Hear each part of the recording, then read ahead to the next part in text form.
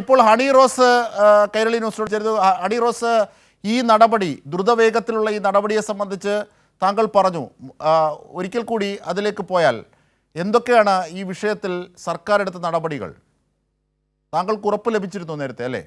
തീർച്ചയായിട്ടും ഞാൻ ഈ ഒരു കംപ്ലൈന്റ് ഫയൽ ചെയ്ത് മുമ്പോട്ട് പോകാനുള്ള എനിക്ക് നമ്മുടെ ഗവൺമെന്റിലും നമ്മുടെ പോലീസ് ഡിപ്പാർട്ട്മെന്റിലും ഒക്കെ എനിക്ക് അത്രയും വിശ്വാസമുള്ളതുകൊണ്ട് തന്നെയാണ് ഞാൻ അങ്ങനെ ഒരു ഡിസിഷനിലേക്ക് എത്തിയത്. അപ്പൊ ഞാൻ കംപ്ലൈന്റ് ഫയൽ ചെയ്തതിന് ശേഷം, ആദ്യത്തെ കംപ്ലൈന്റ് ഫയൽ ചെയ്തതിനു ശേഷം ഇന്നലെ ഞാൻ ബഹുമാനപ്പെട്ട മുഖ്യമന്ത്രിയുമായിട്ടൊന്ന് സംസാരിക്കാൻ അവസരം ചോദിച്ചിരുന്നു. അതെനിക്ക് ലഭിക്കുകയും എനിക്കുണ്ടായ ബുദ്ധിമുട്ടെല്ലാം അദ്ദേഹവുമായിട്ട് ഷെയർ ചെയ്യുകയും ചെയ്തു. അപ്പൊ എനിക്കൊരു ഉറപ്പ് കിട്ടിയിരുന്നു, ഞാൻ അതിന് വേണ്ട നടപടി നമുക്ക് സ്വീകരിക്കാമെന്നുള്ള ഒരു ഉറപ്പ് എനിക്ക് കിട്ടിയിരുന്നു. അതേപോലെ തന്നെ DGP സാറിന്റെ അടുത്ത് സംസാരിക്കുകയും അദ്ദേഹവും അതിന് വേണ്ട നടപടി സ്വീകരിക്കുമെന്ന് അദ്ദേഹവും ഒരു ഉറപ്പ് പറഞ്ഞിരുന്നു. അതേപോലെ തന്നെ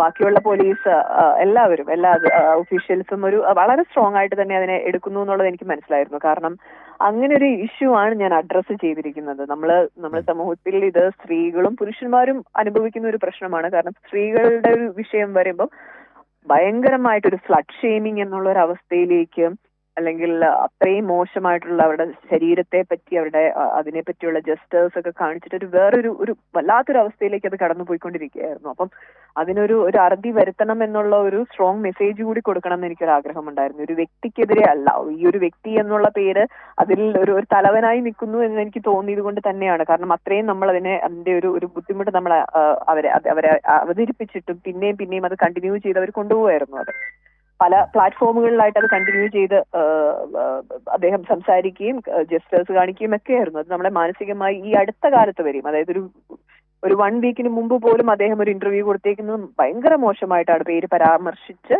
തന്നെയാണ് അദ്ദേഹം കൊടുത്തേക്കുന്നതും ചെയ്തേക്കുന്നത്. അപ്പം എന്നെ സംബന്ധിച്ചിടത്തോളം ഒരു വെല്ലുവിളിയാണ്. നിങ്ങളൊന്നുമല്ല, എനിക്ക് പണമുണ്ട്, അല്ലെങ്കിൽ ഞാൻ എന്ത് പറഞ്ഞാലും എനിക്ക് ആളുകളുടെ സപ്പോർട്ട് കിട്ടും, നിങ്ങളൊന്നുമല്ല എന്നുള്ള ഒരു സാധനത്തിലേക്ക് ഒരു വെല്ലുവിളിയായിട്ട്, ഒരു നിയമ വ്യവസ്ഥയ്ക്കെതിരെയുള്ള ഒരു വെല്ലുവിളിയായിട്ട് തന്നെയാണ് എനിക്കത് തോന്നിയത്. അതുകൊണ്ട് തന്നെയാണ് അങ്ങനെ ഒരു ഫൈറ്റുമായിട്ട് മുമ്പോട്ട് പോകാമെന്ന് തീരുമാനിച്ചത്. അതായത് തീർച്ചയായും ഹണി റോസ് എന്ന വ്യക്തിക്കെതിരെയല്ല, അത് സ്ത്രീത്വത്തിനാകെ എതിരെയുള്ള ഒരു അതിക്രമങ്ങളാണ്. അതിനെതിരായുള്ള ഒരു പൊതു പോരാട്ടം എന്ന നിലയിലാണ് താങ്കൾ അതിനെ കാണുന്നത് അല്ലേ? അതെ, തീർച്ചയായിട്ടും അങ്ങനെ തന്നെയാണ് കാണുന്നത്. ഇന്നിപ്പോൾ ഹൈക്കോടതിയും ഒരു പരാമർശം നടത്തിയിട്ടുണ്ട്. ഈ നല്ല സ്ട്രക്ചർ എന്നൊക്കെ സ്ത്രീകളെ നോക്കി ബോഡി ഷേമിങ് അല്ലെങ്കിൽ ശരീരഘടനയെക്കുറിച്ച് വിവരിക്കുന്ന അതൊക്കെ സ്ത്രീത്വത്തെ അതിക്രമിക്കുന്ന പരിധിയിൽ തന്നെ വരുമെന്ന് ഹൈക്കോടതി നിരീക്ഷിച്ചിട്ടുണ്ട് ഈ ഘട്ടത്തിൽ. താങ്കളെ അറിയിക്കുന്നു.